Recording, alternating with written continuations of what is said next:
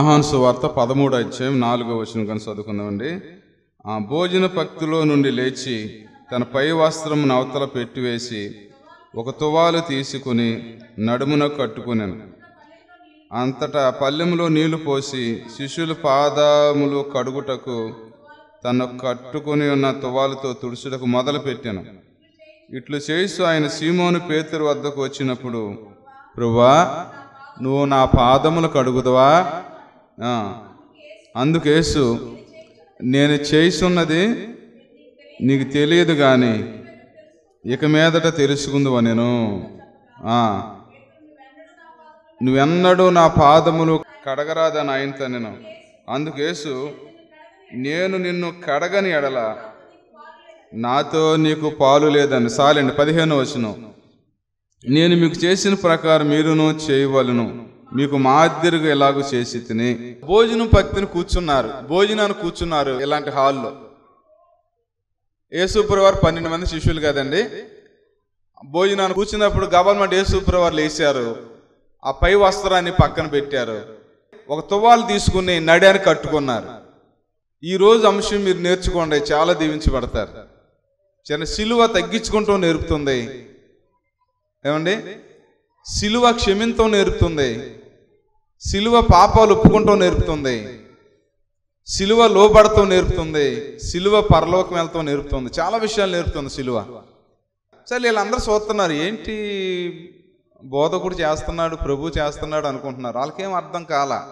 ఎవరైనా అడగలేకపోయారు. తువ్వాలు కట్టుకున్నారు, పల్లెం తీసుకొచ్చారు, ఆ పల్లెంలో నీళ్ళు పట్టుకు తీసుకొచ్చారు. అదేంటి, ఎవరికైనా చెప్తే మనం చేస్తాం కదా. పల్లెల్లో నీళ్ళు తీసుకొచ్చారేంటి? ఆయన తీసుకొచ్చారు, అక్కడ పెట్టారు. మరి ఫస్ట్ ఆంధ్రీ దగ్గరికి వెళ్ళారు, మరి యాహాన్ దగ్గరికి వెళ్ళారు, తోమా దగ్గరికి వెళ్ళారు, లేక ఫస్ట్ యోధ యేసుక్రీస్తు పాదాల దగ్గరికి వెళ్ళారు తెలియదు కానండి. ఒక ఆయన దగ్గరికి వెళ్ళారు, అయ్యా నీ కాలు దాంట్లో పెట్టమన్నారు.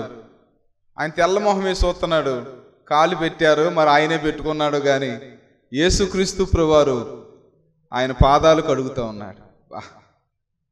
పాదాలు కడిగి చూడండి, ఆ తువ్వాలు తీసి పాదాలు తుడుగుతూ ఉన్నాడు.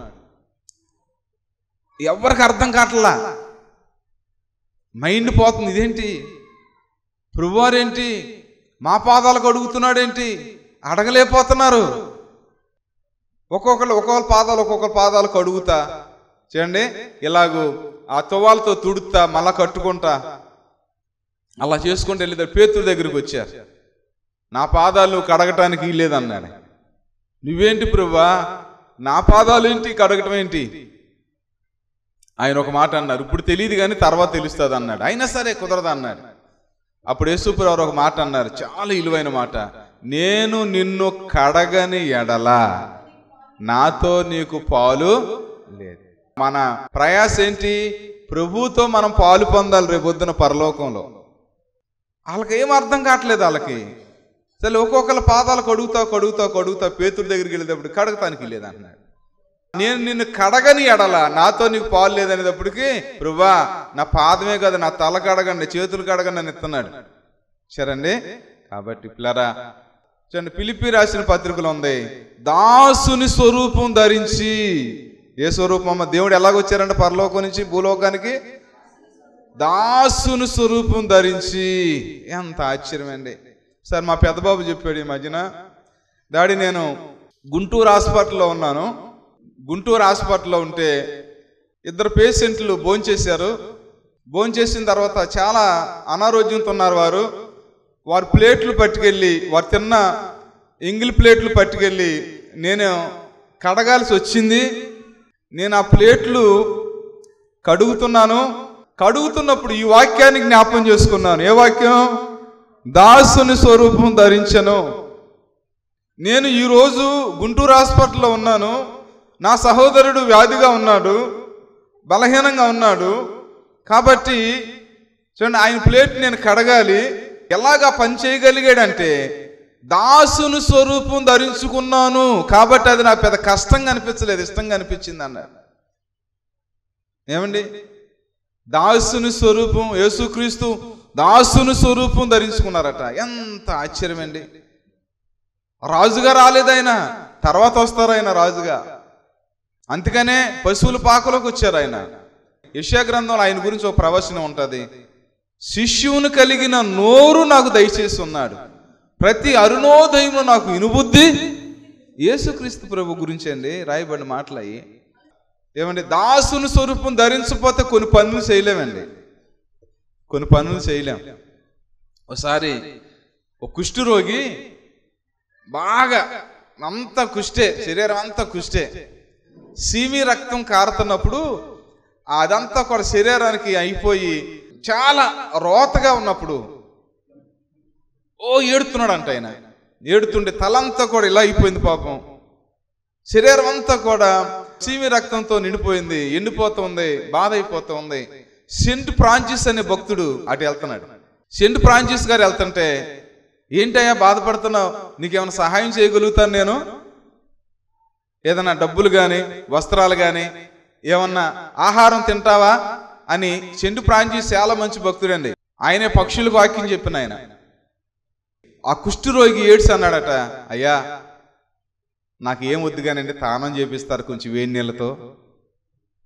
ఆశపడ్డాడంట, అయ్యా వేడి నీళ్ళతో తానం చేపిస్తారు నాకు అంటే, చేపిస్తానయ్యా అని ఆయన కూర్చోబెట్టి, చూడండి ఆ రాళ్ళన్నీ పేర్చి చక్కగా ఒక పాత్ర పెట్టి నీళ్ళు కాస్తా దాంట్లో సుగంధ ద్రవ్యాలు ఏరులేసి నీళ్ళు కాసి చూడండి ఆయన కూర్చోబెట్టి, కుష్ఠరోగిని కూర్చోబెట్టి ఆయన చేతులతో స్వహస్తాలతో చూడండి ఆయన చక్కగా తల మీద 2 చేతులు పెట్టి, తల అండుతూ అంటారు కదా, దాన్ని బాగా చక్కగా తల అండుతుంటే తలలో స్వస్థత వచ్చిందంట, కుష్ఠవ్యాధి పోయిందంట.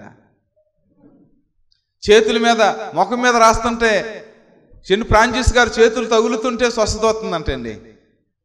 చేతులకు స్వస్థత, కాళ్ళకు స్వస్థత, ఉదరానికి మొత్తం శరీరం అంతా స్వస్థపడుతుంటే, లోపల దుఃఖం వస్తుంటే, పశ్చాత్తాపం వస్తుంటే, ఏడుపు వస్తుంటే తానం చేయించే లోపల చూడండి 3 బిందులు కాసి శుభ్రంగా తానం చేయించే లోపల ఆయన స్వస్థత వచ్చిందంట, మారు మనసు వచ్చిందంట. 2 రకాలుగా శుద్ధి అయిపోయాడట. బాబు నేను కదా నిన్ను స్వస్థపరిచింది, యేసుక్రీస్తు నిన్ను స్వస్థపరిచాడు, మరి నువ్వు ప్రార్థన చేసుకో, ప్రభువుకి ఇష్టంగా ఉండు అని చెప్తే సరే వెళ్ళిపోయాడంట. కొన్ని సంవత్సరాలకి ఈ సెంట్ ఫ్రాన్సిస్ గారు ఏకాంతానికి వెళ్ళి ప్రార్థన చేసుకుంటుంటే ఒక ఆత్మ పరలోకం వెళ్ళిపోతుందంట, స్తుతిగానాలు చేసుకుంటా. సర్లే అటు వెళ్ళిపోయి ఆత్మ వెనక్కి తిరిగి వచ్చిందంట. వెనక్కి తిరిగి వచ్చి, అయ్యా వందనాలండి ఫ్రాన్సిస్ గారు, నేను తెలుసు మీకు, ఎవరవయ్యా నువ్వు, మనిషి అంటే గుర్తుపట్టవచ్చు కానీ ఆత్మను ఆనమాలు తెలియదు కదంటే, అయ్యా ఒకప్పుడు కుష్ఠరోగినండి, నాకు తానం చేయించారే, నన్ను ముట్టారే, మీ చేతులతో నన్ను పట్టుకున్నారే, నాకు స్వస్థత అనుగ్రహించారు దేవుని దయని బట్టి, నేను అప్పుడు రక్షణ పొందానండి, నేను దేవునికి నమ్మకంగా జీవించాను, నా ఆత్మ పరలోకం వెళ్తున్నానండి సంతోషంగా అని చెప్పాడు. ఎంత సంతోషించాడనండి ఆయన. ఏమండి, నేను పట్టుకుంటానా, ఆ రోత మనిషిని నాకు చేయి పట్టుకుంటానా అని అనలేదంట. దాసుని స్వరూపం ధరించబట్టే ఈ భక్తుడు ఆయనకి రక్షణ వచ్చింది. చూడండి, యేసుక్రీస్తు ప్రభువారి శిష్యులు పాదాలు కడుగుతామేంటండి, మీరు ఊహించారా? అసలు ఆ సందర్భం ఎక్కడన్నా బైబిల్లో ఉందా? పోనీ అంతకు ముందర ఏమైనా జరిగిందా? ఓ పాపాత్ముల స్త్రీ ప్రభువారి పాదాలు కన్నీళ్లతో కడిగింది, తన ఎంట్రుకలతో తుడిసింది, అది మనకు తెలుసు. యేసయ్య ఏంటి పాదాలు కడుగుతామేంటండి, ఎంత తగ్గించుకున్నాడు ఆయన. అందుకని ప్రభు చెప్పారు, నేను పరిచర్య చేయించుకోవటానికి రాలేదు, పరిచర్య చేయటానికి. సరేండి, కొన్ని పర్యాములు నీలో విశ్వరూపం కాపాడుతుంటే నువ్వు దేవుని పని చేయలేవు. మనం చెప్పాగా, నేను యేసులో కోపం ఉంటే ఏమంటే నిత్య రక్షణకు కారకుడు అయ్యేవాడు ఆయన, బాధ ఉంటే ఏమంటే. కాబట్టి దాసుని స్వరూపం ధరించాడండి. ఒకసారి మేము మారుమనసు పొందినప్పుడు, నేను నా స్నేహితుడు మారుమనసు పొందాం. మారుమనసు పొందినప్పుడు నా స్నేహితుడి ఇంట్లో చాలా పెద్ద గొడవ. నువ్వు అక్కడికి వెళ్ళి మారుమనసు పొందుతావేంటి, మన ఇక్కడ చర్చి ఉంటే తినంగా ప్రేమించే వాళ్ళు కాదు, తినంగా పట్టించుకునే వాళ్ళు కాదు, తినంగా మాట్లాడే వాళ్ళు కాదు ఆ ఇంట్లో. ఆయన ఒకసారి మా సేవకులకి, మా రక్షణ పొందిన ఆత్మీయ తండ్రికి చెప్తుంటే, అయ్యా ఇలా జరుగుతున్నాయంటే ఆయన సలహా చెప్పాడు. ఏం చెప్పాడంటే, అయ్యా మీరు అన్నం తింటారు కదా, అన్నం తిన్న తర్వాత నువ్వే మీ తమ్ముడు ప్లేటు మీ అమ్మ ప్లేటు తీసుకెళ్ళి కడుగు, నువ్వే తగ్గించుకో, దాసుని స్వరూపం ధరించు అన్నాడు.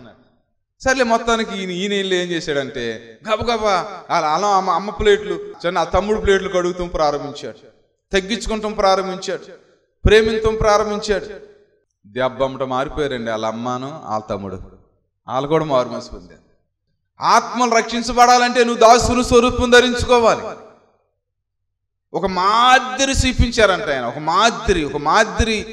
మాదిరి ద్వారానే ఆత్మలు రక్షించబడతాయండి. ఒక మాదిరిగా జీవించాలి. ప్రభు నమ్ముకున్న బిడ్డలు, మారు మనసు పొందిన బిడ్డలు, నీ ఇంటికాడ నువ్వు చేసే పని కాడ ఎలా జీవిస్తున్నావో నాకు తెలియదు.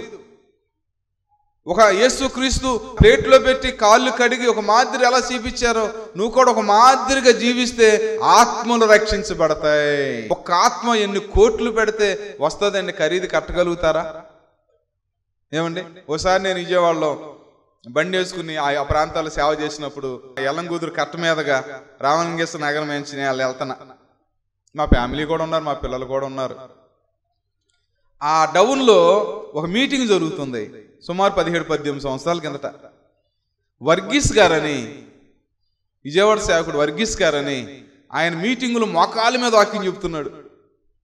నాకు ఎంత నచ్చిందో, చాలా నచ్చింది నాకు ఆ పద్ధతి. మోకాళ్ళ మీద వాక్యం చెప్తుంటే నా హృదయం అంతా ద్రవించిపోయిందండి. ఆ రోజు అక్కడ అనుకున్నా నేను కూడా మోకాళ్ళ మీద వాక్యం చెప్పాలని. నేను ఆ తెల్లారు ఇప్పుడు శనివారం బుధవారం అప్పుడు మోకరించి నేను వాక్యం చెప్పా. అట్లా బుధవారం శనివారం ప్రతి 2 రోజులు బుధవారం శనివారం కూడా మోకాళ్ళ మీద వాక్యం చెప్తూ ఉండేవాడిని. నేను ఆ మాదిరి తీసుకున్నా. నేను నాకు మాదిరి అనిపించింది. మా పిల్లలు చిన్నప్పుడు విజయవాడ ఫెలోషిప్ మీటింగులకి వెళ్తే మచిలీపట్నం సేవకులు ప్రభావర్ అన్నగారు పెద్ద వేల మందిలో మీటింగులో వాక్యం చెప్పి ఆయన కింద వచ్చి నడిచి కింద కూర్చుని వాక్యం అంటున్నాడు. మళ్ళా అమ్ము ఎంత మాదిరి! ఆ వాక్యం గుర్తులేదు కానీ ఆయన మాదిరి గుర్తుంది. ఏమండి, నేను చెప్తా, నాకన్నా చిన్న సేవకుల గురించి చెప్తా నేను. అబ్బాయి, మన ప్రసంగాలు గుర్తుండవు, మనం వెళితే మన ప్రసంగాలు గుర్తుండవు, మనం ఎలా భోంచేసామో, ఎలా కూర్చున్నామో, ఎలా హృదయాన్ని కాపాడుకున్నామో, ఎలాగూ పద్ధతిగా ఉన్నామో, ఎలాగూ క్రమంగా ఉన్నామో ఆ మాదిరి ఎక్కువ ప్రభావం చూపుద్ది. మనకు ఒక మాదిరి ఉండాలండి, మాదిరి ఉండాలి. నువ్వు కూడా మంచి మాదిరిగా ఉంటే ఆత్మలు రక్షించబడతాయి కదా. ఏమండి, ఎలా పడితే అలా ఉంటే నీ వెనకాల పడి ఎవరు చర్చికి రారు. మాదిరి అండి. నాకు గుర్తుంది, నా మీద జూనియర్ సేవకుడు ఏదో మనసుపాటు చేసుకుని ఆ స్టేజ్ దగ్గర నూజివీడులో నేను వెళ్ళిపోతాను సహవాసం ఉన్నాం, వెళ్ళిపోతున్నాడు. నా మీద చిన్న సేవకుడు ఆయన. నేను మోకరించి ఆయన 2 కాళ్ళు పట్టుకుని, అయ్యా సహవాస పక్షంగా నేను క్షమాపణ అడుగుతున్నా, నువ్వు వెళ్తానికి వీల్లేదు, మనకు దేవుని బిడ్డలు మేలే చేశారు, నువ్వు వెళ్తానికి వీల్లేదని 2 కాళ్ళు నూజివీడులో నిజంగా జరిగిన సందర్భం 2 కాళ్ళు పట్టుకుని క్షమాపణ అడిగా. అలాగ ఆగిపోయాడు అతను, అంతే వెళ్ళైపోయాడు. ఇక 2 అడుగు వెళ్ళిపోయాడు. ఏమండి, ఒక మంచి మాదిరి. అత్తగారు అయితే పెత్తనం చేయాలా? తల్లిలాగా మాదిరిగా ఉండకూడదా? ఏమండి, కట్నం తీసుకొస్తే పెత్తనం చేయాలా? కూతురులాగా బిడ్డగా ఉండకూడదా? యేసుక్రీస్తు ప్రభువారేంటి శిష్యులు పాదాలు కడుగుతాయండి. ఎప్పుడన్నా మీరు ఆలోచించారా? చూడండి, అదేంటి ప్రేమ, అదేంటమ్మా ప్రేమ. అక్కడ పైన రాయబడి ఉంది, అంతవరకు ప్రేమించాడట. ఆయన దగ్గరికి వచ్చిన వాళ్ళు చాలా ప్రేమించాడంటే అండి. ఎంత ప్రేమో! ఏమండి, మన పిల్లలు ఉంటారు, మన చిన్నపిల్లలు ఉంటారు.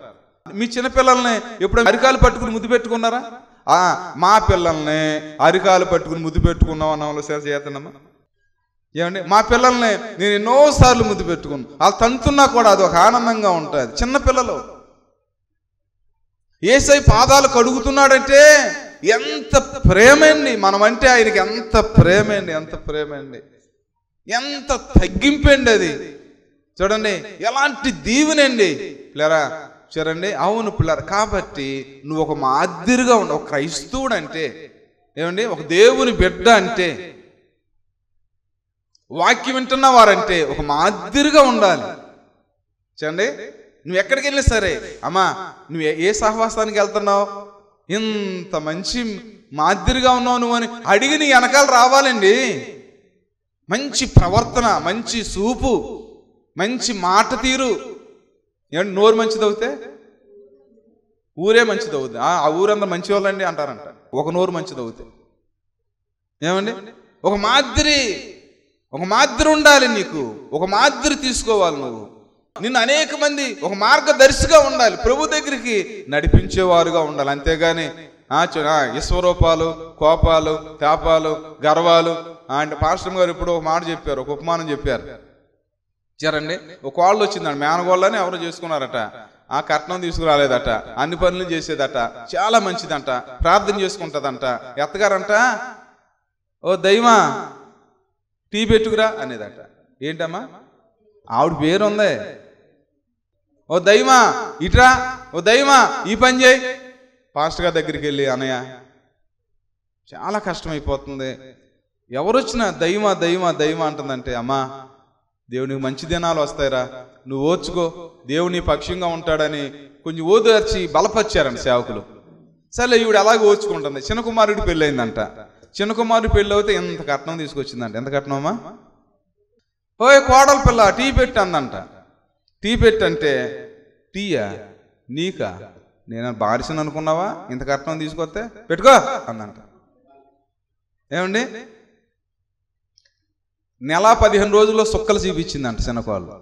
చిన్నకోళ్ళు సుక్కలు చూపెడితే అప్పుడు అంటుందంట, అమ్మో బంగారవా టీ పెట్టుకురమ్మా, ఎప్పుడు ఇసుకిస్తలేదమ్మా, ఎన్ని తిట్టినా పడ్డావమ్మా, అప్పటి నుంచి బంగారం బంగారం బంగారం అయిపోయింది. అందుకతం ఏంటమ్మా? దయ్యం పేరు ఎలా మారింది? మాదిరి, ఓర్పు, నేర్పు, సేవకులు మాట వింటాం. దైవమా దైవమా దైవమా, బంగారం బంగారం బంగారం. కలగాలండి, మార్పులు కలగాలండి, మన జీవితంలో ఆశీర్వాదాలు రావాలండి. సరేండి, కాబట్టి ఇప్పుడు మాదిరిగా ఉండాలి. తర్వాత ఆయన అంటున్న మాట ఏంటంటే, సిలువ ధ్యానాలు నువ్వు నేర్చుకో, యేసుక్రీస్తులాగా తగ్గించుకుంటూ నేర్చుకో. ఎవరినైనా సరే, భూషణమయ్య గారు అనేవాళ్ళంట, బండి భూషణమయ్య గారు భక్తులు, ఐజక్ గారు వాళ్ళ నాన్నగారు, పెద్దయ్య గారు వాళ్ళ నాన్నగారు, మీరు మారుమనసు పొందితే మీ పాదాలు నాగుతాననేవాడు అంటండి ఆయన.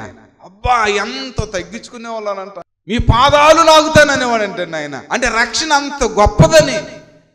సరే, ఏదో మన భోజనం కోసం, డబ్బుల కోసం, లగ్జరీ కోసం, బట్టల కోసం దేవుని ప్రేమను అమ్ముకోకూడదండి. సర్వోన్నతుడైన దేవుడండి ఆయన. మాదిరిగా ఉండాలండి, మన మాట తీరు చక్కగా ఉండాలండి, మనుషుల్ని వెనకాల పడి రావాలండి, మారు మనసు పొందాలండి. నేను నిన్ను కడగని ఎడల నాతో నీకు పాలు లేదు అన్నారు యేసుక్రీస్తు. దేవుని కడగాలట. సరేండి, కాబట్టి పిల్లరా, మా పెద్దబాబు 7th క్లాసులో ఉన్నప్పుడు, 12 సంవత్సరాలు ఉన్నప్పుడు మారు మనసు పొందాడు. మారు మనసు పొందినప్పుడు ఆయన ఒక దర్శనం వచ్చింది. 2 దేవదూతలు వచ్చి ఒక గిన్నె తీసుకున్నారంట. ఆ గిన్నెలో తలతల్లాడిపోతుందండి యేసు రక్తం. ఆ రక్తం తీసుకొచ్చి ఆ గిన్నె అక్కడ పెట్టి, ఆ పెద్దబాబుని అక్కడ పెట్టి, ఏ దేవదూతలు శుభ్రంగా తల కాంచి పాదాల వరకు కడిగారంట. మారు మనసు పొందిన దర్శనం అది ఆయనకి. నేను నిన్ను కడగని ఎడల, యేసు నిన్ను కడగాలి. చూడండి, రాత్రి చెప్పాను యెషయా 1:15 మీరు చేతులు సాపినప్పుడు మిమ్మల్ని చూడండి, నా కనులు కప్పుకుంటాను, మీ చేతులు రక్తం చేత నింపబడి ఉన్నవి, మిమ్మల్ని మీరు కడుక్కోండి, శుద్ధి చేయండి అన్నది బైబిల్లో, యెషయా గ్రంథంలో. యేసు రక్తం ప్రతి పాపను కడుగు. 1 యోహాను రాసిన 1:7 యేసు రక్తం ప్రతి పాపమును కడుగును. మిమ్మల్ని కడుక్కోవాలి, మారుమనసు పొందాలి, యేసై మిమ్మల్ని కడగాలి. ఎంత ఇష్టమోనండి. నువ్వు సిలువ దగ్గరకు వచ్చి నీ పాపాలు ఒప్పుకుని ఇరిగిన హృదయంతో పశ్చాత్తాపం, నన్ను క్షమించు ప్రభా, నేను తప్పు చేసి నన్ను క్షమించు ప్రభా అంటే చాలా ఇష్టంగా కడుగుతాడంటే ఆయన నిన్ను. ఎంత కడుగుతాడో అంటే వాళ్ళమ్మంట, ఒరే తానం చేపిస్తాను రారంటే, నేనే చేస్తాను తానం అన్నాడట. సరే ఏదో పని మీద ఉండి చేయరా అంటే తానం చేసి వచ్చాడంట. ఈ బుడ్డోడు తానం చేసి వచ్చాడు కానీ ఈపిగానే ఉందంట, తడవలేదంట అసలు. ఏమండి, ఒరే ఎక్కడ చేసావరా? చేసానమ్మా పారా అని వాళ్ళ అమ్మ వెళ్ళి, చూడండి పని మానుకుని వాళ్ళ అమ్మ వెళ్ళి చేప రుద్దినట్టు యేసై ఎలా కడుగుతాడండి. యేసై ఎలా కడుగుతాడు? యేసు రక్తంలో కడుక్కోవాలి పిల్లరా. చూడండి, నేను నిన్ను కడగని ఎడల ఆయన కడుగుతాడు. మన మురికిని, మన పాపాన్ని, మన మస్టుని, మన కోపాన్ని, మన ద్వేషాన్ని, మన లోకాన్ని, మన కామ వికార శేషాలను శుద్ధి చేస్తాడు, కడుగుతాడు, పవిత్రపరుస్తాడు. చాలామంది రిటైర్మెంట్ అయిపోయిన తర్వాత పుణ్యక్షేత్రాలు వెళ్తారు తీర్థయాత్రకి. ఏంటంటే ఈ లంచాలు, ఈ పాపాలు ఇవన్నీ కూడా పోవాలని. అలా కడగరే, ఎవరో నేను కడగరే. నువ్వు ఎక్కడికి వెళ్ళినా చూడండి నీకు రక్షణ రాదే. యేసయ్య సిలువ దగ్గరికి రావాల్సిందే, నువ్వు మోకరించాల్సిందే, నువ్వు ప్రార్థన చేయాల్సిందే. చూడండి, నేను నిన్ను కడగని ఎడలప్పుడా ఎలా కడిగి ప్లేట్ తీసుకుని ఒక్కొక్కరి దగ్గరికి వెళ్ళి వాళ్ళ పాదాలు పెట్టి వాళ్ళ పాదాలు కడిగి, చూడండి వాళ్ళ పాదాలు కడిగి ఆ తువ్వాలు తీసి చూడండి చక్కగా తుడిసి అసలు ఆ పాదాలు శుద్ధి చేస్తాడని యేసుక్రీస్తు ప్రభువారు. ప్రభా నువ్వు నా పాదాలు కడగటానికి లేదన్నాడు. నా పాదాలు ఏంటి ప్రభా? పాపానికి పరిగెత్తిన పాదాలయ్యా. నా పాదాలు సినిమాకు పరిగెత్తిన పాదాలయ్యా. నా పాదాలు లంచానికి పరిగెత్తిన పాదాలయ్యా. నా పాదాలు పోట్లాడికి పరిగెత్తిన పాదాలయ్యా. నా పాదాలు నాయన ఎల్ల రానికి, ఎల్ల చోట్లకి, ఎల్లగొన్న చోట్లకి వెళ్ళిన పాదాలయ్యా. నా పాదాలు నువ్వు కడుగుతావేంటి? పరిశుద్ధుడైన దేవుడు కదా, మహోన్నతుడైన దేవుడు కదా. నువ్వు చేయి జాపితే అనేక మంది రక్షించబడుతున్నారు కదా. లేదు ప్రభువా, నా పాదాలేంటి? మట్టి పాదాలు, మురికి పాదాలు, పాపానికి తిరిగిన పాదాలు, రోతకెళ్ళిన పాదాలు. నా పాదాలు మీ చేతులతో కడుగుతామండి ప్రభు. అమ్మమ్మ కుదరటానికి లేదన్నాడు. యేసు ప్రభువారు అన్నారు, అయ్యా నేను నిన్ను కడగని ఎడల నాతో నీకు పాలు. నిజంగా ప్రభువా ఎంత ఏడ్చుంటాడు అప్పుడు. ఎంత ప్రేమయ్యా అనేది. నన్ను కడుగుతున్నావా ప్రభా? నా మురికిని, నా పాపాన్ని, నా అతిక్రమాలన్నీ కడుగుతున్నావా ప్రభా? కడుగునాయన, నన్ను బాగా కడుగునాయన. నీకోసం వాడబడాలి. ఈ పాదాలు క్షమించబడాలి. ఈ పాదాలు నీ కోసం సిలువేయబడాలి. ఈ పాదాలు సువార్త కోసం పరిగెత్తాలి. పాపానికి పరిగెత్తిన నా పాదాలు నువ్వు కడుగుతున్నావు కాబట్టి ప్రభా, నా పాదాలు నీ సువార్త సేవ కొరకు అంకితం చేస్తాను ప్రభా. కష్టాల్లో నిలబడతానాయా, నా పాదాలు పెట్టి నిలబడతానాయా నీ సువార్త నిమిత్తం. చూడండి యోధేశ్వర పాదాలు కూడా కడిగారు ఆయన. ఎంత ప్రేమ అండి, ఎంత ప్రేమ అండి. కానీ ఆయన నిలబెట్టుకోలేదు. కానీ ఆ 11 మంది పిల్లరా దేవుని కోసం హతసాక్షులు అయిపోయారండి. ఆ పాదాలు తొట్టలేదండి. చూడండి, అవును యేసయ్య నిన్ను కడుగుతే నువ్వు ఎంత గొప్ప ధన్యత నీకు వస్తుందో లేరా. నేను నిన్ను కడగని ఎడల నాతో నీకు పాలు లేదు. మనం సిలువ ధ్యానాల్లో కడుక్కోవాలి. తర్వాత నువ్వు దాసుని స్వరూపం ధరించాలి. మీ అత్తగారి దగ్గర నువ్వు దాసుని స్వరూపం ధరిస్తే వాళ్ళు దెబ్బమ్మట మారుమోసి పొందుతారు. నీ తల్లిదండ్రుల దగ్గర నువ్వు దాసుని స్వరూపం ధరిస్తే, నీ బిడ్డల దగ్గర నువ్వు దాసుని స్వరూపం ధరిస్తే, చూడండి నీ పక్కన వాళ్ళ దగ్గర నువ్వు దాసుని స్వరూపం పరిచయం చేస్తా. అయ్యా నువ్వు అక్కడ కూర్చో, నేను తీసుకొస్తా, మంచిని తీసుకొస్తా. కొంచెం నువ్వు తగ్గించుకుని పరిచయం చేస్తే వారు ఎలా మారుమోసి పొందుతారు. చూడండి, కాబట్టి ఇప్పుడు యేసుక్రీస్తు ప్రభువారు ఆ ప్లేట్లో పెట్టి ఆ పాదాలన్నీ కడుక్కుంటా అందరు పాదాలు కడిగారండి ఆయన. అంత గొప్ప దేవుడు అండి. ఏమండి మనకి ఎక్కడుందండి గర్వించడానికి? ఎక్కడుందండి మనకి? చూడండి, మన అతిశయించడానికి మనకి ఏముందండి?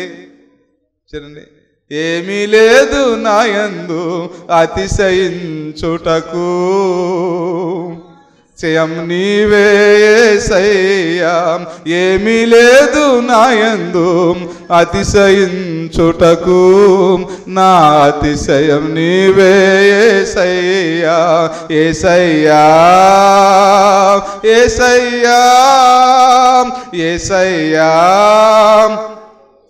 ఏముందండి మనలో అతిశయించడానికి? ఏమీ లేదు. కాబట్టి పిల్లరా మనం తగ్గించుకుని దాసుని స్వరూపం ధరించుకుని నమ్మకంగా ఉండి చూడండి మన ప్రభువు కోసం చక్కగా బలపడదాం. దేవుడే మనల్ని దీవిస్తాడు. సిలువ ధ్యానాల్లో నువ్వు చక్కగా దాసుని స్వరూపం నువ్వు తగ్గించుకుని పరిచర్య చేయి, దేవుడు నిన్ను దీవిస్తాడు. మందిరం పరిచర్య అయినా ఎవరు పరిచర్య అయినా నువ్వు చెయ్యి, దేవుడు నిన్ను ఆశీర్వదిస్తాడు. చిన్న ప్రార్థన చేసుకుందాం పిల్లారా. మీరు వాక్యం విన్నారు కదండి. ఈ వాక్యం మీలో ఫలించలాగున, ఈ వాక్యం మిమ్మల్ని నడిపించలాగున నేను ప్రార్థన చేస్తాను. ఆ తర్వాత మీకు ఎవరికైనా అనారోగ్యంగా ఉంటే మీ చేతులు ఎక్కడ అనారోగ్యం ఉంటే అక్కడ పెట్టుకోండి, లేదా తల మీదైనా పెట్టుకోండి. మీరు విశ్వాసం ఉంచండి ఈ ప్రార్థన మీద. నేను విశ్వాసంతో ప్రార్థన చేస్తాను. మీ విశ్వాసం మా విశ్వాసం గొప్ప కార్యాలని దేవుడు, స్వస్థత కార్యాలను దేవుడు నడిపిస్తాడు. చిన్న ప్రార్థన. పరిశుద్ధైన మా తండ్రి, ప్రేమగల ప్రభువా, దయగలిగిన మా తండ్రి, మీకు వందనాలు, స్తుతులు, స్తోత్రాలు అయ్యా. ఈ మాటలన్నీ కూడా వారి హృదయాల మీద పనిచేయటానికి, వారిని నడిపించడానికి, వారిని విమోచించడానికి సహాయం చేయడాడి మీకు వందనాలు నాయన. ఎవరైతే చేయి పెట్టుకున్నారో వారు చేయి మీ చేయి పెట్టి నాయన, మీరు పొందిన దెబ్బల చేత మా స్వస్థత కలుగుతుంది నాయన. నీ వస్త్రపు చెంగులో స్వస్తున్నది, మీ నోటు ఉమ్ములో స్వస్తున్నది, మీ నోటు వాక్కులో స్వస్తుంది ఏసయ్యా. ఎవరైతే అనారోగ్యంగా ఉన్నారు మీరు మీ యేసు నామములు ఇప్పుడే స్వస్థపరిచిన ఆయన. అయ్యా మా దగ్గర ఇండి బంగారం లేవు కానీ మాకు కలిగిందే నీకు ఇచ్చుస్తున్నావు నజరేయుడైన యేసు నామంలో నాయన. వారు పేతురు యోహాను ప్రార్థించినప్పుడు ఎలాగో పుట్టుకుంటూ వాళ్ళు వేసాడు ప్రభువా. మీ నామంలో శక్తి ఉందయ్యా, మీ నామంలో శక్తి ఉందయ్యా, మీ నామంలో విడుదల ఉందా, మీ నామంలో స్వస్థత ఉందయ్యా. నాయన ఇగో నాయన బిడ్డలను స్వస్థపరిచి ఆరోగ్యం చేత నింపండి, గొప్ప రక్షణ బిడ్డలకు దయచేయమని, ఈ కుటుంబంలో శాంతి సమాధానాలు దయచేయమని మా జీవోత్పత్తి యేసే పాదం దగ్గర సాగిలపడి అతి వినయంతో అడిగి వేడుకుంటున్నాము తండ్రి. ఆమేన్, ఆమేన్, ఆమేన్. మంచిదండి పిల్లరా. మీ ఇంకా ప్రార్థన అవసరం కావాలంటే మా ఫోన్ నెంబర్లకి మీరు ఫోన్ చేయండి, మీకు మేము అందుబాటులో ఉంటాం. మంచిదండి. మా అడ్రస్ LAF బెతెస్దా ప్రార్థనా మందిరం, స్విమ్మింగ్ పూల్ రోడ్, సర్కర్ తోట, మచిలీపట్నం, ఆంధ్రప్రదేశ్, కృష్ణా డిస్ట్రిక్ట్.